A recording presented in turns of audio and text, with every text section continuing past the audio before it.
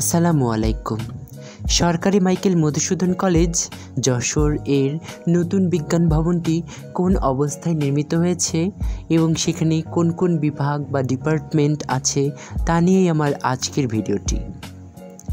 নতুন বিজ্ঞান ভবনে আছে প্রাণীবিদ্যা, উদ্ভিদবিদ্যা এবং তার ঠিক মাঝ বরাবরই অবস্থান করেছে পদার্থবিজ্ঞান বিভাগ।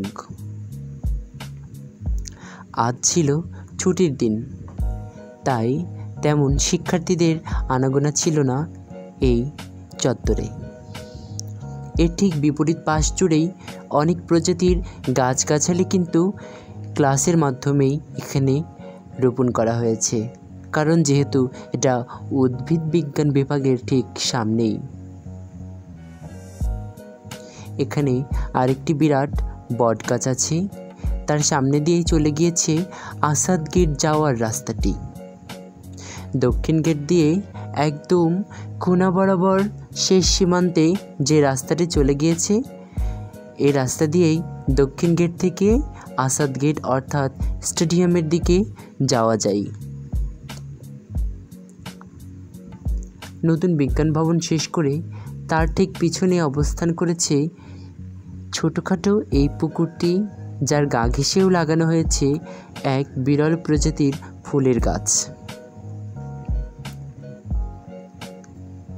এটি শেষ করার পর আমরা চলে এলাম ভূগোল ও পরিবেশ বিভাগের ঠিক সামনে হাবলা চত্বরে।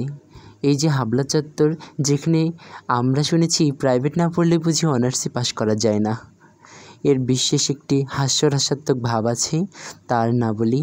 এটি হলো মাইকেল মধুসূদন কলেজের মসজিদ প্রাঙ্গণ।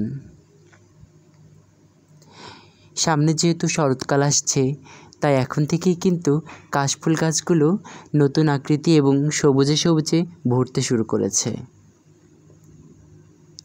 অনেক মানুষের আসা যাওয়া এবং হাঁটা চলার খুবই চিরচেনা একটি জায়গা এটি। এখানেও বেশ কয়েক প্রজাতির গাছ রয়েছে। হাবলা চত্বর শেষ করে আমরা তার ঠিক শেষ প্রান্তে চলে এসে নতুন বিজ্ঞান ভবনের ডান পাশ বরাবর অবস্থান করলাম। আজকের এই ছোট ভিডিওটি এ পর্যন্তই। দেখা হবে নিশ্চয়ই।